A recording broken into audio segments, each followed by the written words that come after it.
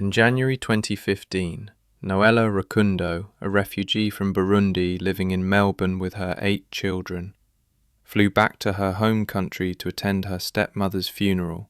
Unbeknownst to her, the trip would almost cost her life. While recovering alone in her hotel room after the service, she received a phone call from her husband, Belenga Kalala, urging her to step outside for some fresh air.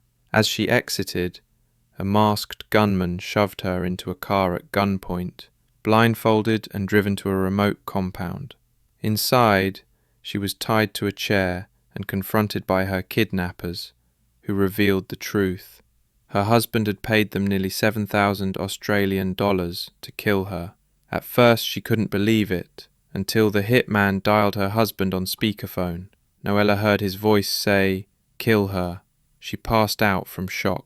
When she awoke, the kidnappers delivered a shocking twist. They refused to kill her because they knew her brother and refused to kill women and children. Instead, they demanded more money, an extra $3,400 for supposedly completing the hit, then dropped her off 2 days later, providing her with a memory card containing voice recordings of her husband's arrangements and Western Union receipts as proof.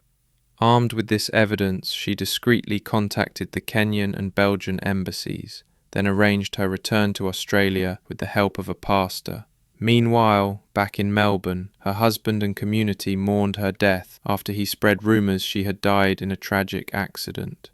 On February 22, 2015, he and visitors were in her house after a funeral service when Noela suddenly stepped out of a car outside the home. Her husband froze, hands to his head, whispering in disbelief, "Is it a ghost?" She responded simply, "Surprise, I'm still alive."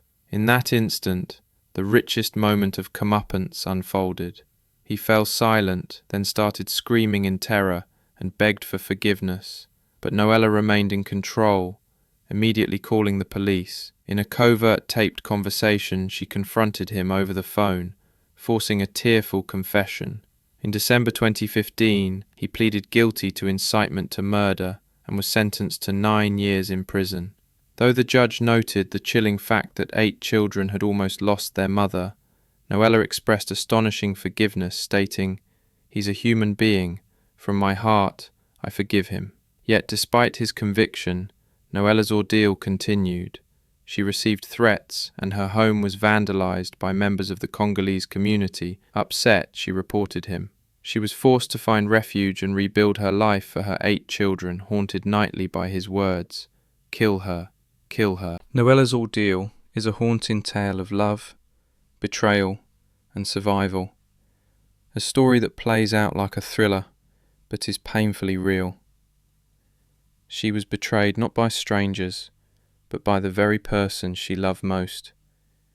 Yet she became her own hero, crashing her own funeral and demanding justice. Her strength remains an inspiration.